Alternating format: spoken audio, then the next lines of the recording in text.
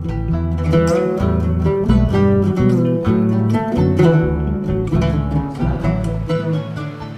shrah li sadri wa yassir li amri wahlul 'uqdatam min lisani yafqahu qawli.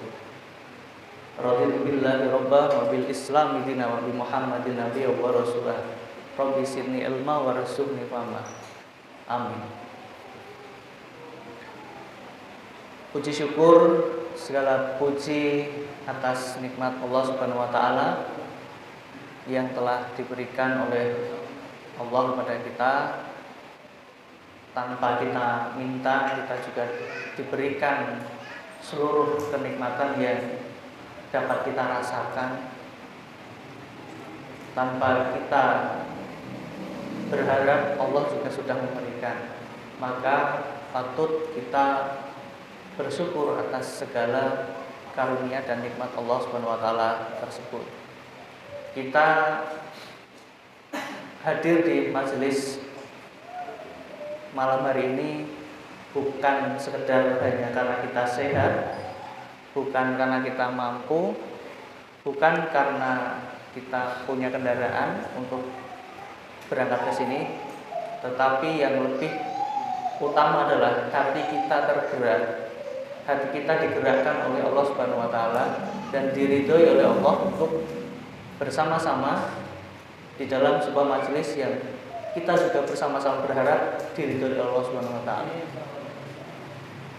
Shalawat dan salam semoga senantiasa tercurah limpahkan kepada Rasul kita, pembimbing kita, Nabiullah Nabi Muhammad sallallahu alaihi wasallam, yang kita sama-sama berharap di hari akhir nanti kita bisa menjadi satu barisan yang diakui sebagai umat Nabi Muhammad. Bukan hanya kita mengaku bahwa kita sebagai umat Muhammad, tapi kita berharap Nabi Muhammad pun mengakui kita sebagai umatnya.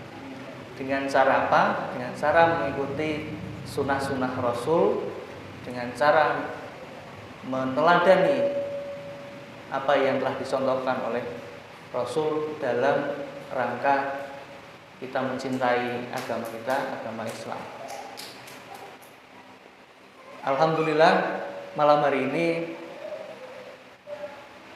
setelah beberapa waktu lalu kami dihubungi dan sempat tertunda, yang seharusnya di beberapa bulan yang lalu kami diberikan kesempatan, tetapi karena ada berbarengan dengan aktivitas lain, jadi kami mohon maaf baru bisa bersilaturahim dengan Bapak Ibu jamaah Tamasa, apa istilahnya, taklim malam Sabtu.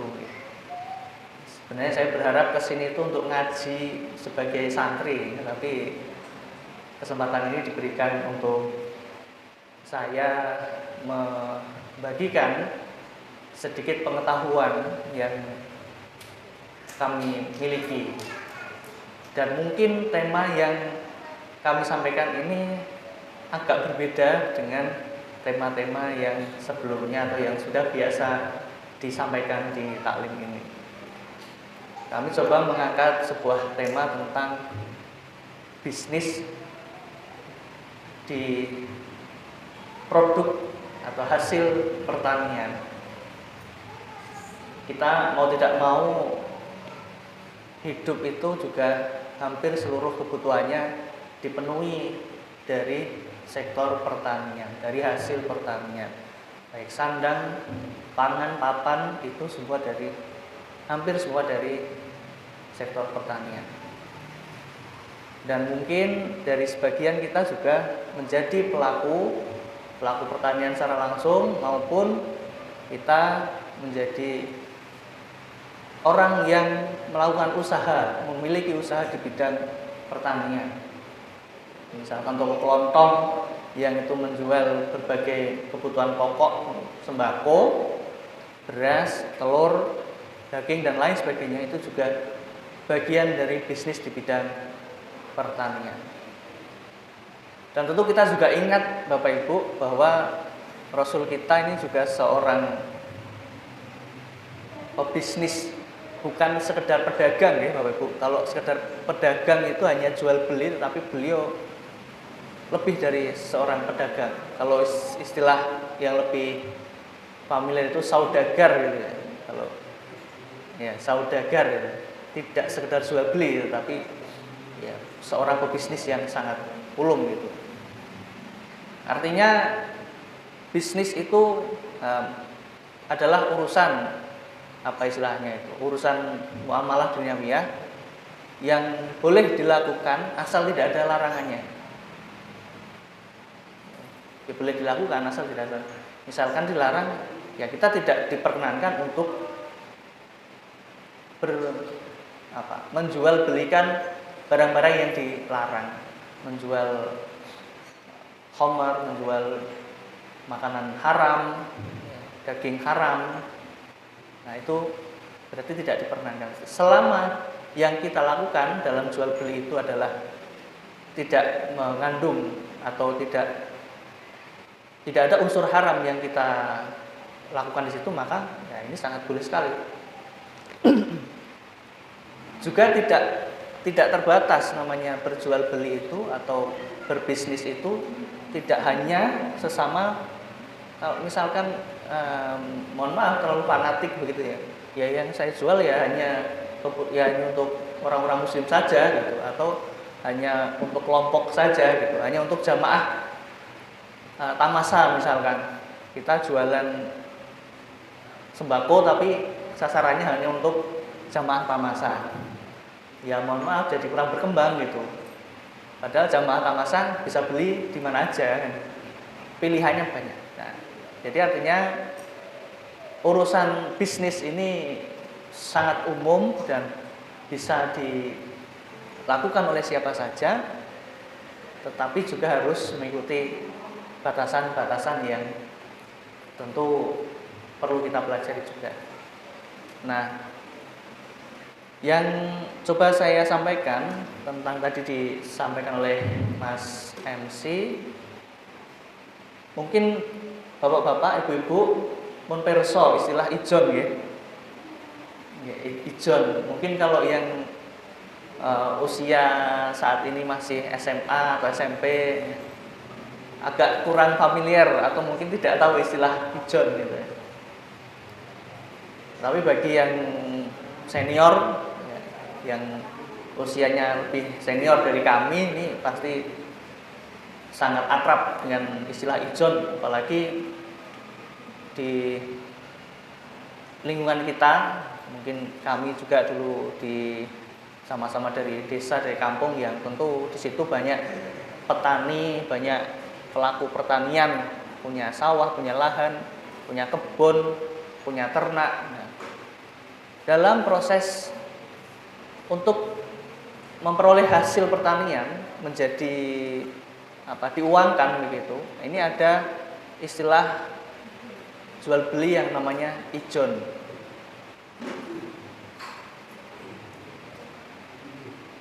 Ada yang tahu Bapak Ibu apa kira-kira ijon itu?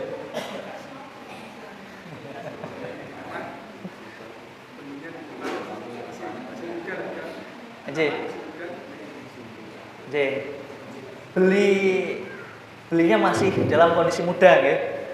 Jadi masih muda atau masih kecil-kecil. Ya contohnya kalau buah berarti kan lebih mudah. Buah, tanaman buah itu masih kecil ya, mangga masih kecil, itu sudah dibeli sama juragan gitu ya. Kalau di desa itu kan banyak juragan, ya, dibeli sama juragan, padahal panennya itu kira-kira masih 2 bulan lagi ya, sementara penjual itu sudah menerima uangnya, ya dihitung, mungkin ada cara menghitung, ada perkiraan-perkiraan harga yang muncul dari melihat tanaman itu, ya. Itu akhirnya dibeli oleh juragan, dan yang memiliki pohon tersebut atau lahan tersebut itu sudah menerima uangnya. panennya atau dipanen sama juragan tadi itu kira-kira masih 2 bulan lagi. Kira-kira pripun Bapak Ibu? Penjual ya yang punya tadi pohon mangga itu misalkan, itu kira-kira untung apa untung Bapak? Untung ya?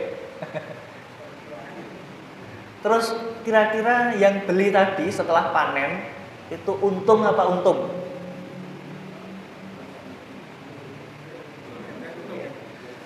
Yang namanya jual beli itu yang diharapkan pasti untung. Tetapi siapa yang bisa mengira, siapa yang bisa memastikan kalau nanti saat 2 bulan setelah waktu panen itu tiba, itu bisa dipanen dengan sesuai harapan? Kira-kira siapa yang bisa memastikan Bapak Ibu? Wonten. Karena ini makhluk hidup ya. Tanaman terus binatang ternak itu kan makhluk hidup yang hidup matinya itu ya kita hanya bisa berusaha. Misalkan ada gangguan atau ada serangan hama atau bencana yang akhirnya membuat tanaman tersebut tidak bisa dipanen. Nah, kira-kira yang untung siapa Bapak Ibu? Penjual tadi merasa ayem karena sudah kadung terima uangnya. Terus yang pembeli merasa rugi karena yang dipanen nggak ada atau yang dipanen hanya sebagian kecil gitu. Begitupun sebaliknya Bapak Ibu, kalau ternyata hasil panennya itu lebih besar atau lebih banyak ya yang bisa diperoleh dan waktu panen itu harganya juga lebih tinggi, itu yang punya biasanya gelo. Ternyata kok cuma saya jual segini, padahal hasilnya lebih banyak. Nah, disitulah muncul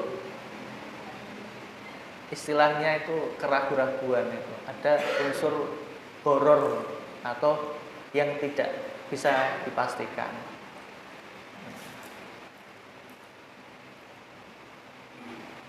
A'udzubillahi minasyaitonirrajim. Bismillahirrahmanirrahim.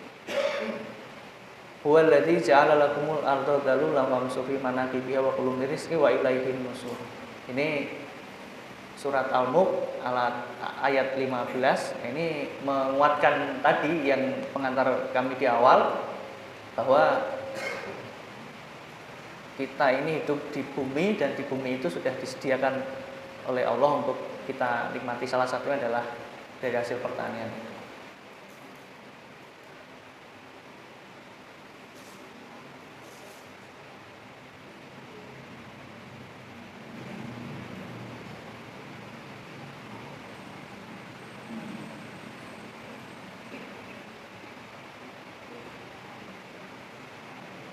Lalu bagaimana kita menyikapi praktek semacam itu Bapak Ibu?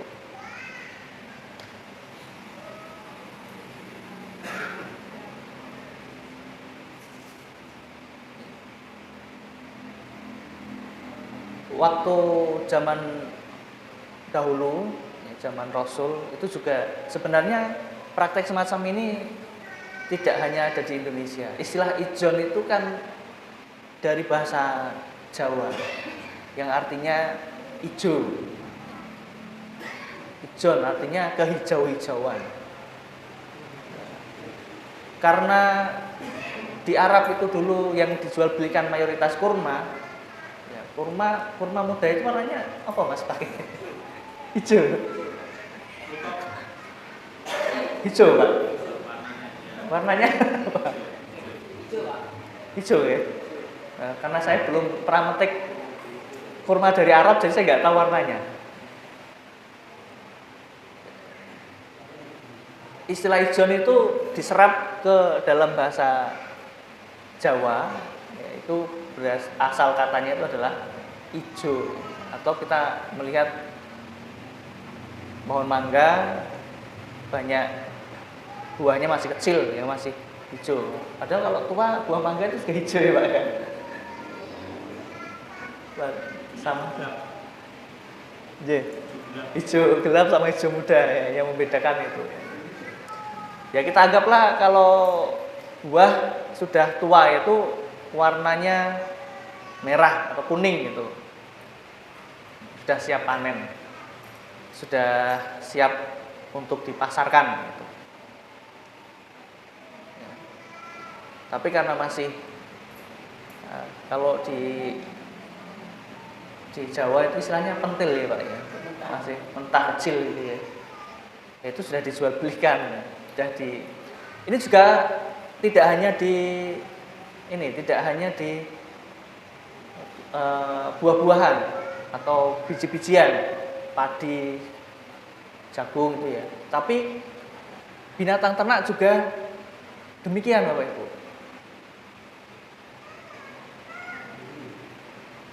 Kambing atau sapi yang betina yang kira-kira sudah kalau ternak itu istilahnya apa? Bobot, bunting. Bunting sudah kelihatan agak besar gitu. Kalau sapi itu hampir sama seperti manusia waktu hamilnya, waktu buntingnya. Jadi sudah 3 bulan, 4 bulan sudah kelihatan, nah itu sudah ditawar sama juragan. Terus ya deal-dealan harga di situ. Ya sudah terbeli. Nah, padahal kita nggak tahu setelah waktu lahir nanti lahirnya normal atau tidak, masih hidup apa sudah mati. Nah, ini walau alam karena berhubungan dengan makhluk hidup yang bisa saja nanti sapinya baru lahir ternyata meninggal mati ya, itu bisa dia akhirnya rugi lah ya si pembeli tadi itu. Nah kalau dicontohkan di zaman Rasul itu ada seorang sahabat itu sedang melakukan transaksi atau jual beli kurma di kebun kurma. Diceritakan kan di situ sedang melihat kebun kurma terus didatangi seorang juragan. Pohon kurmanya itu buahnya sangat bagus, banyak, tetapi umurnya masih sangat muda. Ya sama seperti yang saya contohkan tadi, kira-kira 2 bulan lagi itu baru bisa panen. Tetapi ada juragan datang menawar, sudah deal harga, sudah serah terima uang dan kepemilikan buah tadi. Rasul datang. Rasul bertanya, apa yang kalian lakukan tadi? Ya kira-kira begitulah ya ceritanya. Kalau teks aslinya saya kurang hafal ya.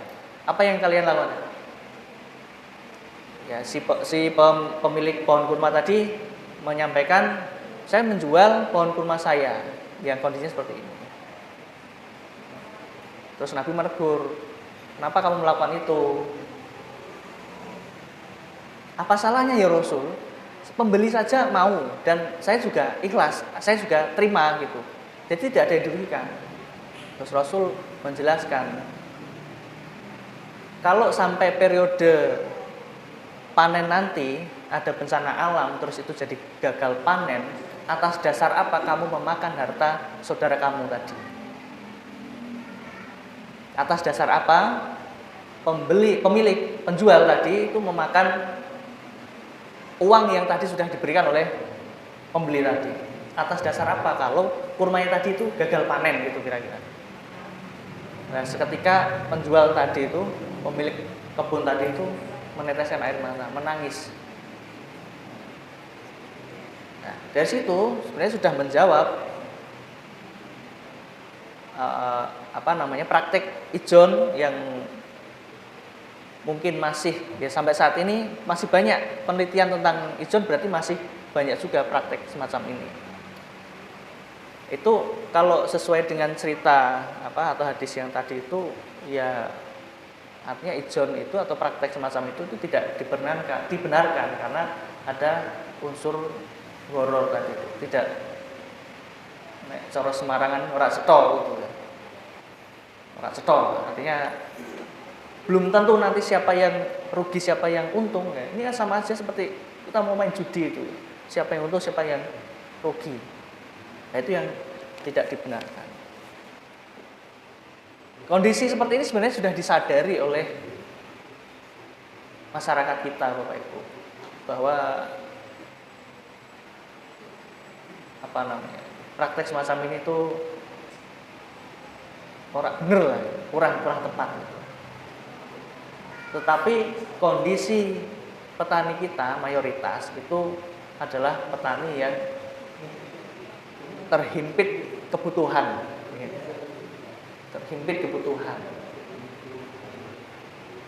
sehingga ada tawaran semacam itu karena kebutuhan mendesak akhirnya dilepas ya, diberikan, walaupun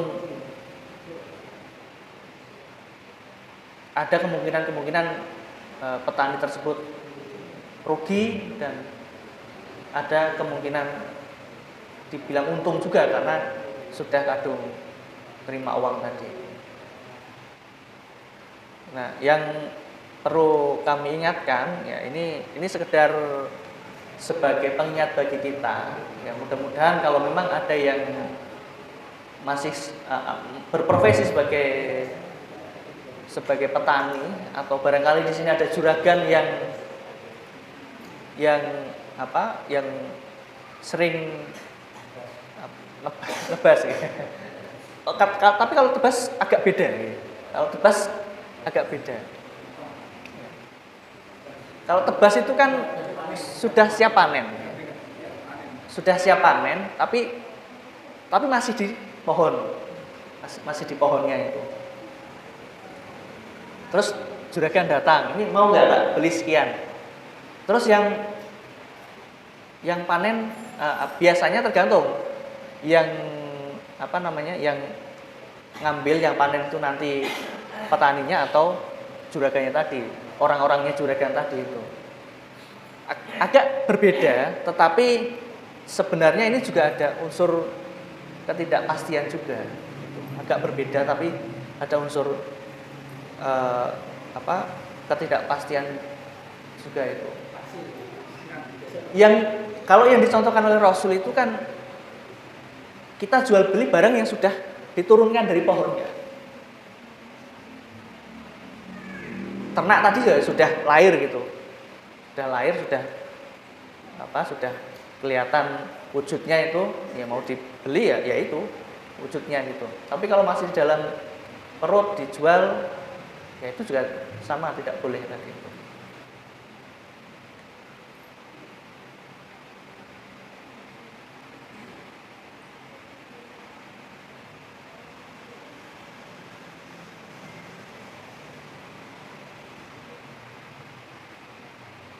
Lalu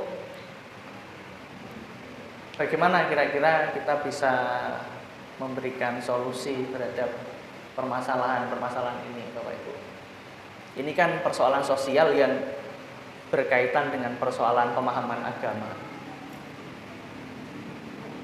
Kita sebagai umat Muslim menyadari hukum-hukum yang ada semacam ini. Tetapi realitas sosial terkadang juga membuat kita tidak bisa berbuat banyak. Nah, dalam sebuah forum saya menyampaikan tentang ini juga. Kira-kira solusi apa yang bisa? Sebenarnya kalau kita mau bersabar sedikit ya, petani itu mau bersabar sedikit, memanen dan disiapkan dengan baik, itu harga jualnya itu pasti lebih baik daripada kita langsung ditebas atau langsung dijual basah gitu. Kalau gabah itu kan ada yang masih basah itu. Nah, itu harganya jelas berbeda dengan gabah yang dibawa pulang terus dikeringkan sendiri terus dijual. Itu pasti harganya juga lebih baik walaupun ada pengurangan bobot ini. Tapi itu tadi persoalan sosialnya adalah petani kita itu terhimpit karena kebutuhan. Nah, melalui lembaga-lembaga sosial keagamaan yang kita miliki, ya, yang dimiliki oleh Persyarikatan Muhammadiyah, semacam Lasismu atau perbankan, BPR Arta Surya Barokah misalkan, atau Baitul BTM, Baitul Tamwil Muhammadiyah. Nah, itu diharapkan bisa menjadi solusi. Jadi bukan lembaga keuangan tadi Lasismu itu menjadi juragan yang terus membeli, itu tidak, tetapi memberikan upaya, memberikan bantuan entah itu semacam pinjaman atau ya pinjaman, istilah pinjaman tetapi tidak berbunga gitu. Memberikan pinjaman dengan dengan jaminan hasil panen tadi itu. Ya, tentu ini nanti akan ada analisis resiko dan lain sebagainya. Tetapi itu adalah bagian dari upaya yang bisa kita lakukan untuk meminimalisir praktik-praktik yang tidak dibenarkan tadi. Kemudian kalau saya atau panjenengan semuanya itu sebagai juragan misalkan, jadilah juragan yang memahami kondisi semacam ini juga. Jangan langsung justru mengambil keuntungan atas ketidakmampuan petani tadi. Yang penting kan saya beli sudah selesai. Tetapi tidak, kita coba memberikan pinjaman kepada petani, diberikan pinjaman tidak seluruh kebutuhan atau nanti hasil panennya itu full untuk membayar hutang pinjaman tadi, tetapi diberikan pinjaman sampai batas waktu panen itu, hanya kebutuhan mendesak waktu sebelum panen itu, sehingga saat panen petani langsung bisa membayar pinjaman tersebut, atau diakumulasikan, juragan itu dibeli hasil panennya itu, dikurangi sisa hutang yang tadi sudah diberikan. Tetapi proses itu dilakukan di akhir saat tanaman itu sudah dipanen itu. Dihitung, terus kemudian hutangnya berapa, sisanya berapa, nah itu yang dibayarkan. Upaya-upaya semacam itu yang mungkin dapat kita lakukan.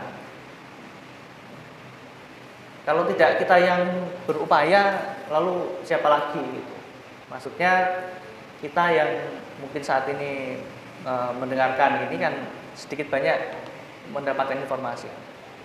Tetapi bagi yang tidak memahami ini, maka ya kita wajib minimal memberikan informasi, ya, mengingatkan gitu ya. Karena yang namanya bisnis atau usaha itu godaannya sangat besar Bapak Ibu. Ya, semakin besar potensi bisnis itu, bisikan-bisikan setan itu juga semakin besar untuk mungkin melupakan prinsip-prinsip yang sudah kita bangun, ya, keyakinan yang sudah kita bangun, yaitu kalau kita tidak didasari keimanan yang kuat, ya agak berat gitu.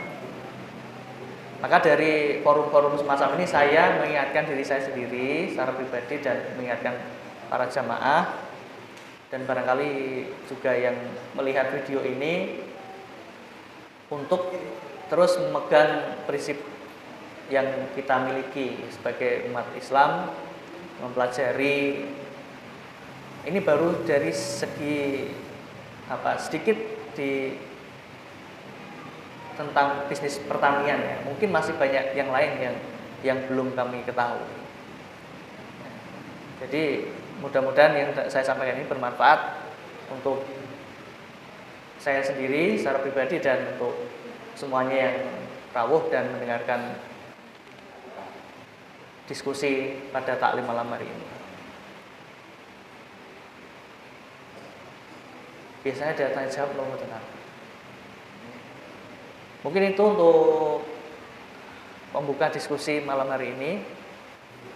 Barangkali ada yang memiliki informasi yang lebih baik dari saya untuk melengkapi, saya juga akan sangat berterima kasih. Ataupun jika ada yang kurang jelas dari penjelasan kami tadi, monggo boleh ditanyakan, boleh disampaikan, biar nanti menjadi bahan diskusi bersama. Oke, monggo Tat. Kalau lihat fenomena di Shopee, di Tokopedia itu kan ada jual beli yang dropping. Misalnya bisnis thrifting itu kan beli 1 karung baju. Yang sebetulnya niatnya hanya untuk mencari beberapa baju yang branding, yang branded. Itu dia beli sekarang itu atau beli akhir, tapi akhirnya itu nggak tahu kualitasnya, bungkusan. Dia tidak mau harus tebak-tebakan mana akhir, mana bungkusan itu yang betul-betul akhir. Atau beli mainan anak itu 1 box, istri box, yang kita nggak tahu isinya apa. Nah itu sebetulnya mirip sama ijon atau beda? Kan nggak tahu juga isinya apa. Ikutin dalam karung lah. Ya, mata nuwun. Banyak contohnya banyak sekali tadi. Langsung dijawab kali Bapak ini tadi. Itu kan sama aja beli kucing dalam karung ya. Atau kalau dulu zaman dulu juga kita transaksi jual beli itu kan banyak zaman jahiliyah kan banyak contohnya. Misalkan memasukkan tangan di dalam kain, terus nanti sepakat harga berapa, itu yang tahu ya yang di tangan itu.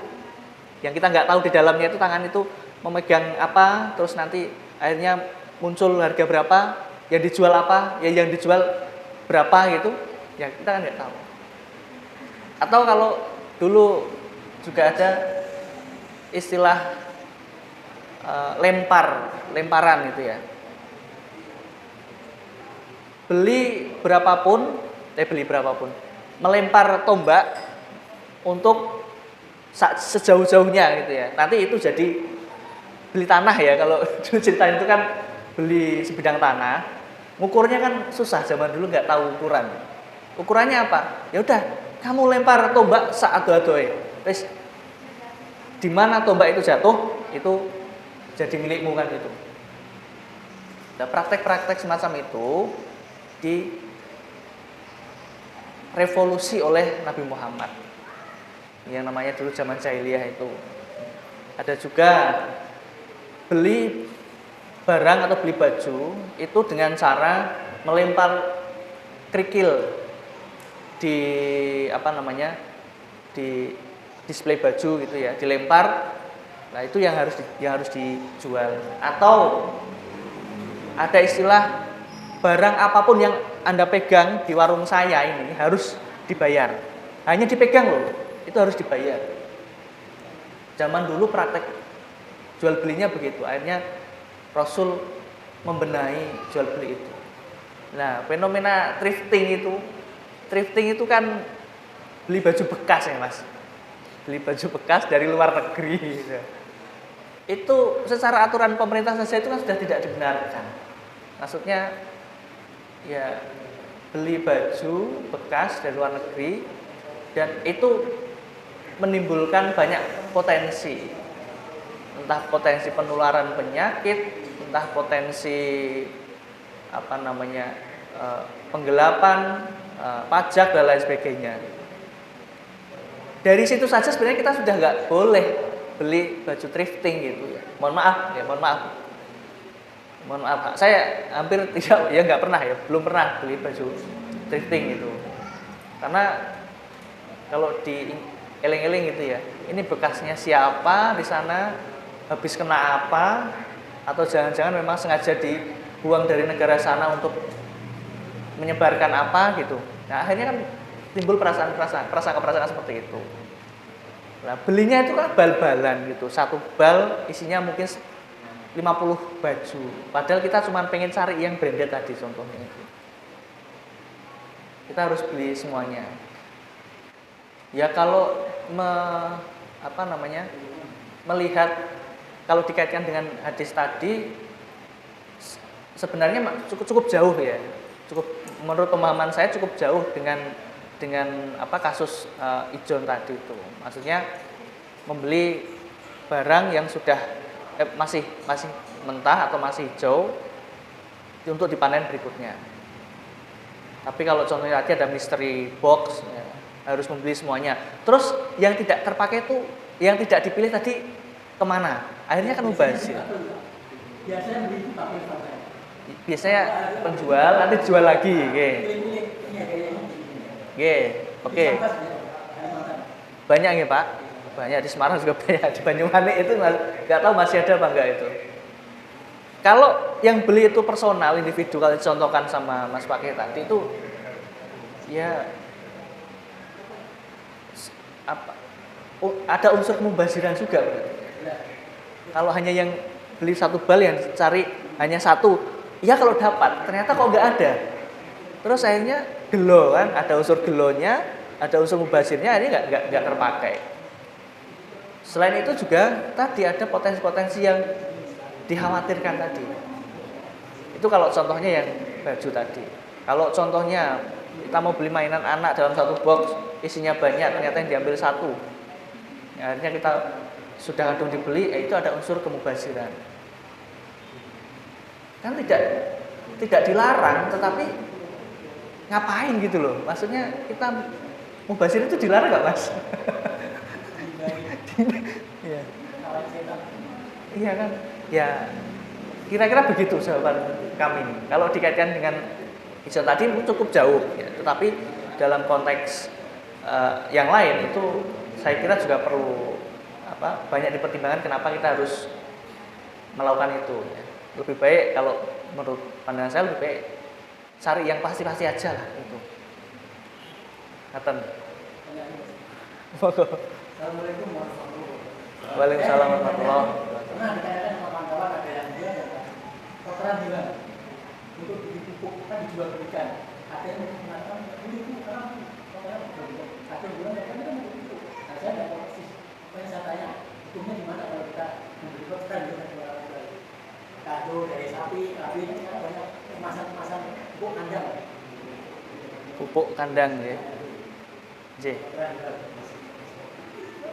Matur nuwun Pak, pertanyaannya tentang pupuk kandang ya, atau pupuk ya. Jadi gini, misalkan semua yang jatuh di tanah terus busuk terus menyatu dengan tanah, itu ada namanya metabolisme atau masuk lagi ke dalam tanah. Itu pada dasarnya kan kita tidak tahu Pak ya. Dulu punya kebun terus apa kita tahu di situ ada binatang apa yang pernah membuang kotoran di bawah di bawah pohon mangga kita? Kita kira-kira mungkin tidak pernah menyangka ya. Loh kok ternyata pohonku subur ya? Ternyata habis kena itu setelah beberapa bulan gitu ya. Itu contohnya itu. Saya pernah menanyakan juga Pak ya, tetap kalau itu kan hukum alam Pak ya, hukum alam juga. Yang namanya kotoran hewan itu kalau jatuh ke tanah lagi kan diurai oleh makhluk hidup mikroba menjadi bermanfaat untuk mikroba yang lain, untuk tanaman, untuk makhluk hidup yang lain, contohnya rumput, tanaman dan lain sebagainya itu. Nah kalau semacam itu kita bisa mendalilkan itu haram dari mana gitu kalau secara alamiah, secara alami ya. Terus itu dilakukan secara kalau tadi itu secara alami berarti dilakukan dengan secara sadar atau dilakukan memang niatnya begitu, dipupuk dengan pupuk kandang. Ya nggak apa-apa Pak. Jual itu apa? Nggak apa-apa. Jual itu apa ya? Nggak apa-apa. Orang sapi kulit jual. Nggak apa-apa Pak, asal tidak ya itu asal apa namanya ya diperuntukkan untuk itu. Karena ada bilang kalau kita haram dijual. Nah, ya ini agak panjang nanti diskusinya kalau itu, karena ya jual beli kotoran tadi ya, saya di awal tadi menyampaikan jual beli itu adalah urusan muamalah yang boleh dilakukan asal tidak ada larangannya. Jual beli kotoran, ya, nah ini perlu dikaji lagi ya Pak ya. Tapi kalau tujuannya untuk hal yang bermanfaat tadi jadi pupuk kandang, ya nggak apa-apa Pak. Gitu. Jadi ya untuk apa namanya untuk membuat tanah itu menjadi baik kembali, subur kembali, itu kan dengan pupuk kompos, dengan pupuk kandang itu kan bagus gitu maksudnya. Dibanding dengan pupuk kimia yang nanti setelah sekian kali pemakaian itu ada kadar haranya yang turun. Tapi kalau dengan alamiah tadi, dengan kotoran hewan, dengan pupuk kompos itu akan kontinu, akan bertahan lebih lama walaupun efeknya tidak cepat Pak daripada pupuk kimia kan. Kalau pupuk kimia kan cepat, tapi kalau pupuk kandang efeknya agak lama tapi juga jangka waktu yang cukup lama juga. Ngatan Bapak jawaban kami? Assalamualaikum warahmatullahi wabarakatuh. Waalaikumsalam warahmatullahi wabarakatuh. Tadi ada yang 5 ternak. Kita itu kan berarti kan hijau dengan tahapan itu kan tentang waktu gitu. Kita kan hanya waktu awal atau nanti mendekati panen itu kan hanya waktu. Mungkin ada waktu ukurannya berapa bulan atau ada nggak seperti itu, ada ukuran waktunya yang harus 1 minggu atau 1 hari. Nah, kemudian kita lari ke sini ini kan korban ini, korban kita cari hewan korban. Kami sudah BP, artinya kan seperti apakah itu sudah seperti itu? Artinya kan kita kan hampir 1 bulan kemarin sudah hampir 1 bulan nanti kita ambil barangnya, tapi sudah kita bayar sini, jadi kita BP. Walaupun itu waktunya mungkin ya kan resikonya juga sama. Nanti saat kita ambil resikonya hewannya juga bagaimana kan juga kita istilahnya kita nggak tahu barang hidup seperti itu. Itu mungkin apakah bisa dikatakan sebagai contoh? Terima kasih. Assalamualaikum warahmatullahi wabarakatuh. Waalaikumsalam warahmatullahi wabarakatuh. Nggih matur nuwun Bapak, pertanyaannya rentang waktu ini hewan bisa diperjualbelikan ya. Kalau tadi dicontohkan itu kan memang belum waktu panen, artinya belum wujud, belum nampak panen intinya itu jatuh dari pohon, sudah lepas dari pohon itu boleh dijual belikan kalau yang contohkan Rasul itu. Sama seperti binatang ternak yang boleh dijual belikan ya sudah dalam wujud bayi ternak tadi itu, anak sapi, anak domba, anak unta dan lain sebagainya itu. Terus kasusnya kalau kita membeli tapi ngambilnya masih 1 bulan lagi, itu tidak ijon Bapak. Karena sudah ada kan, sudah dalam bentuk wujud kambing itu. Hanya tadi pertanyaannya kan resikonya sama gitu. Nah, sebenarnya bukan resikonya begini Pak. Kalau kita sudah membeli, itu kan sudah harus kita yang bawa. Oke. Yang berpotensi ada tadi misalkan ada wabah dan lain sebagainya ya, terus ternaknya mati, itu yang punya potensi kerugian sinten? Yang beli kan. Artinya Bapak atau saya sudah, misalkan ini, saya sudah beli di daerah saya sudah beli kambing untuk kurban nanti 1 bulan ke depan. Saya sudah mengeluarkan uang Pak. Itu berarti kambing sudah milik saya. Yang punya resiko siapa? Saya Pak. Nah, kalau kambingnya itu dititipkan ke ke penjual biasanya itu kan ada biaya tambahan titipan. Sampai nanti diambil itu biasanya ada biaya perawatan. Gitu. Jadi ada biaya perawatan di situ. Ya, perawatan itu ya sebatas semampu yang dititipi itu merawat, memberi makan dan sebagainya itu. Tapi kalau nanti terjadi hal di luar dugaan, ternyata tahu-tahu kena kembung terus geledak gitu, mati, atau jatuh terus akhirnya kakinya patah, kambingnya, kan nggak boleh dikorbankan. Itu yang rugi siapa, Pak? Ya kita sebagai pemilik, karena kambing itu statusnya sudah menjadi milik kita. Gitu. Jadi beda dengan yang ijon tadi. Kenapa masih di penjual tadi? Karena aku titip dhisik ya, saya titip dulu karena masih lama. Tapi biasanya